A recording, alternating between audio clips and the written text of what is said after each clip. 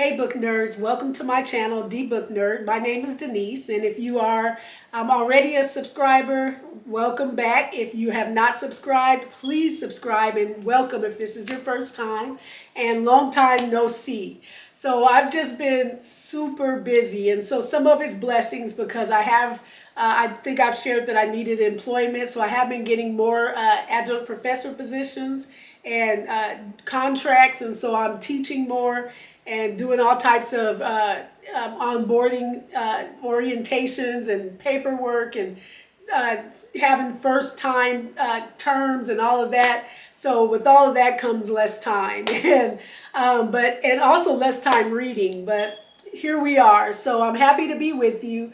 And what I'm going to be sharing are the books that I read for what was it? April, May, June. Yeah, April, May, June. And so that's the second term or the second quarter of the year. And here we go.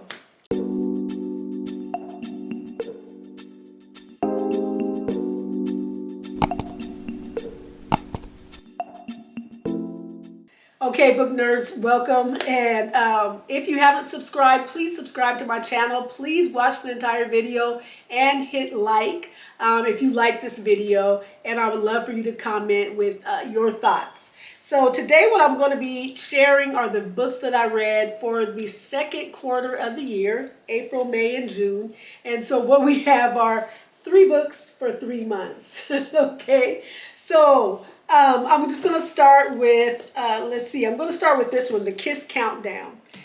This was one of the books that was kind of one of my, my highly anticipated books. And of course, it's a romance. And it probably maybe even, it's called a contemporary romance. I'm seeing that on the sticker on the back.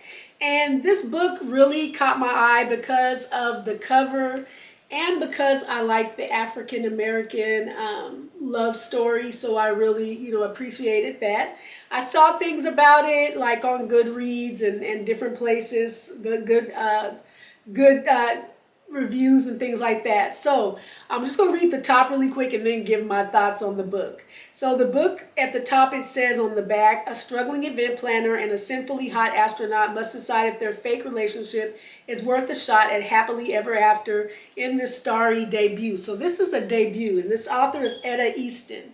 And I would tell you to pick up Etta Easton's books if you like, or book, I'm not sure how many she has, if you like contemporary romance. So I enjoyed this book. I can't remember how many stars I gave it. It's probably 4. And it was good. So it's about A. Marie. She is jobless and she's, lost her job. She's newly single, and she runs into her ex at a coffee shop. And when she runs into her ex, she's also just bumped into this tall, handsome man at the coffee shop who she felt like was a jerk from the start. Like, he looked at her like she was crazy because she ran into him or whatever. So anyway, her ex comes up with his new girlfriend or whatever. And so A. Marie is like in a panic, and she doesn't want her ex to think that she doesn't have a new man or she's struggling or whatever it is. And so she pulls over the astronaut. And the astronaut, his name is, Vincent, okay? And so he plays along. He just kind of just falls in line with it to play along like he's her boyfriend because she catches him off guard, and it works, okay? So then he has a proposal for her. He did that for her. Now she needs to do something for him. So he needs her to fake date him or fake like she's his girlfriend.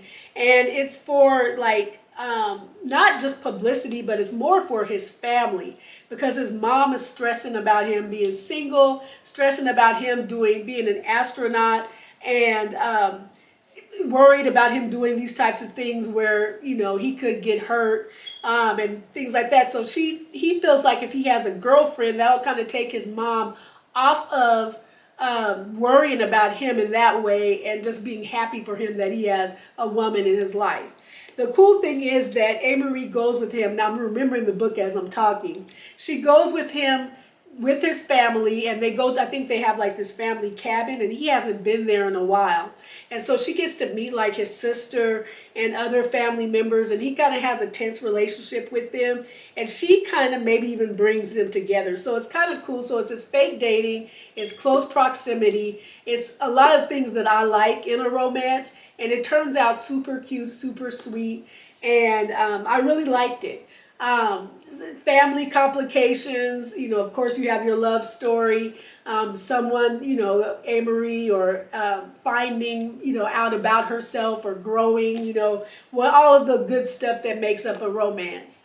Yeah, so I do suggest this book, and it is, it's a good one if you like romances, and yeah, good one, good one. It was a while ago when I read it, so I'm kind of like, I'm like trying to remember everything, but you understand. So then the next book that I have is The Thing About Home, and this is by Rhonda McKnight. So this book is, it's contemporary fiction.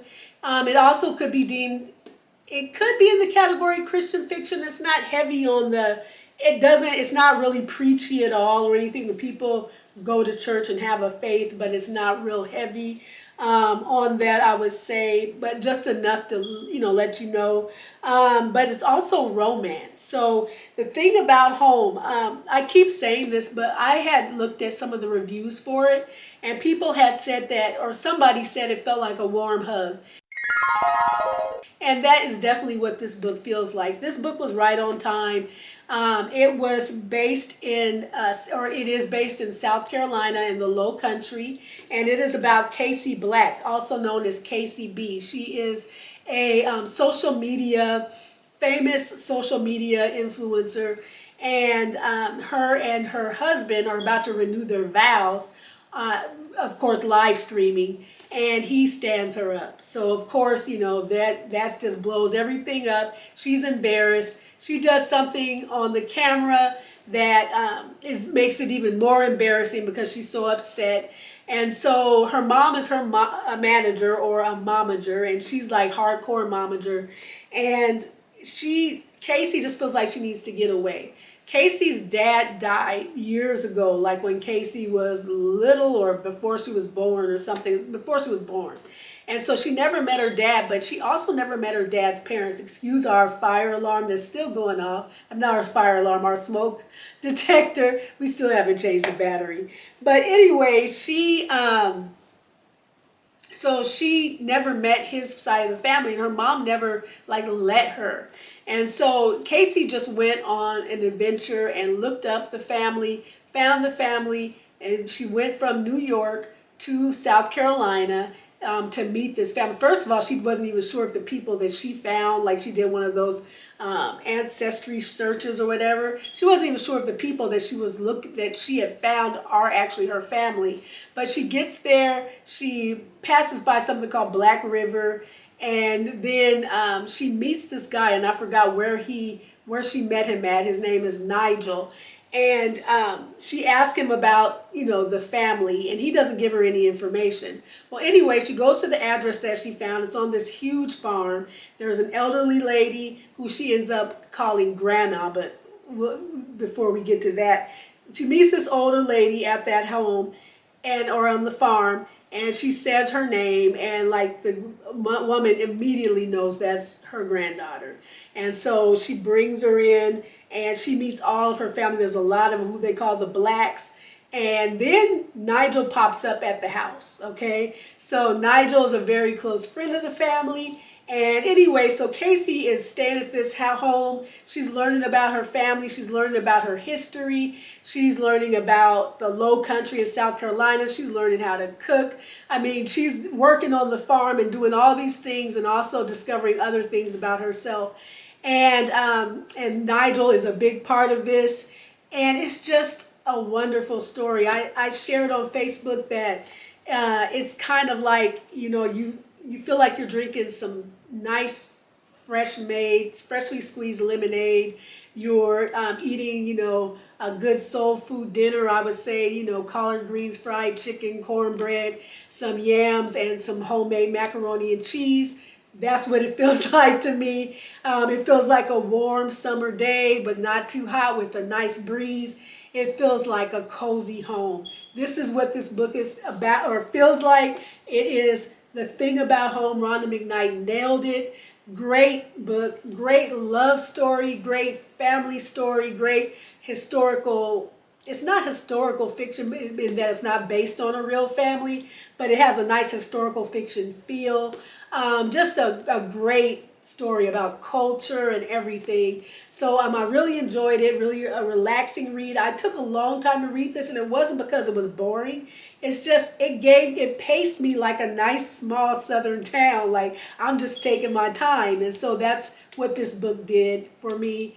And it just felt soothing. So I really like that. I'm looking forward to reading more of Rhonda McKnight's books. Again, The Thing About Home by Rhonda McKnight. And then last but not least, one of the books that I read was The Tenant by Frida McFadden. And yeah, so I love Frida McFadden. I love her thrillers. When they come out, for the most part, I'm going to get them unless something different happens. And this is going to be in one of my, maybe, you know, one day, it seems like it'll be in one of my top 10, maybe even top 5. And this book was awesome. So this book is about Blake, and Blake is, you know, doing great. I think he lives in New York too. And he lives in New York with his either girlfriend or fiance, and I think her name is Krista. And they have a nice brownstone. He's moving up in his company, just doing great. And then all of a sudden, like without like almost reason, he's fired from his job. So he no longer has the money to live the life that he has set up for him and his girlfriend or fiance. And he's stressing. He doesn't want to lose that. So he's trying to look for other work. And in the meantime, he wants to keep his, you know, his brownstone.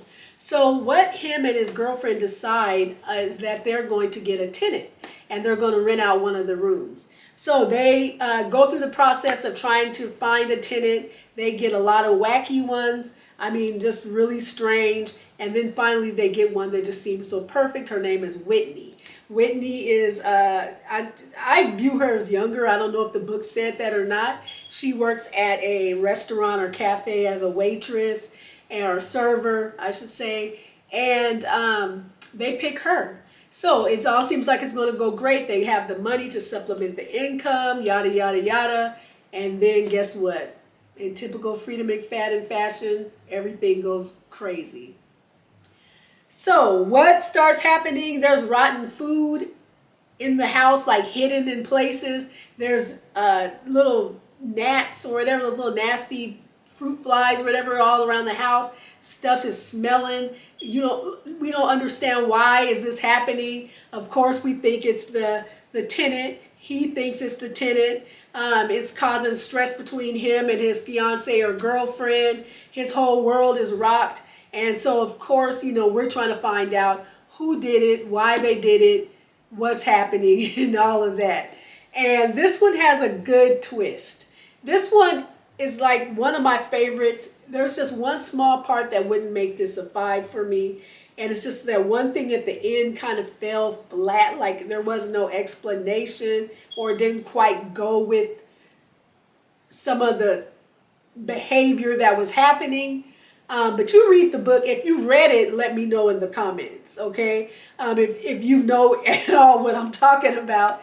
But that was the only thing. Other than that, it was a great twist. This kept me reading. It kept me turning the pages. It had a great pace to me. I think that it had a great pace. The characters in typical Frida McFadden fashion, again, they're not that likable. Like, sometimes I really love Blake, and this one's like, he is a jerk. I'm like, well, maybe he's the one putting the the gnats or fruit flies in there himself. I don't know.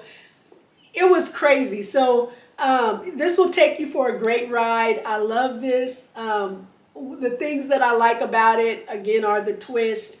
I like the characters to a degree. I kind of dislike them, all of them. And I like that they're in this brownstone, living this fancy life. She likes to do that, and then it takes people down a notch. So again, another great Frida McFadden thriller.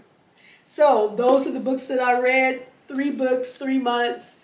We'll see what we can do for the next quarter, but I'm not making any promises. But I'm thankful to have work, and I'm thankful to be able to talk about the books that I did read, and that all of them were good ones. So, and I've just started another book that I'm hoping is going to be great, and I'm looking forward to sharing about that one.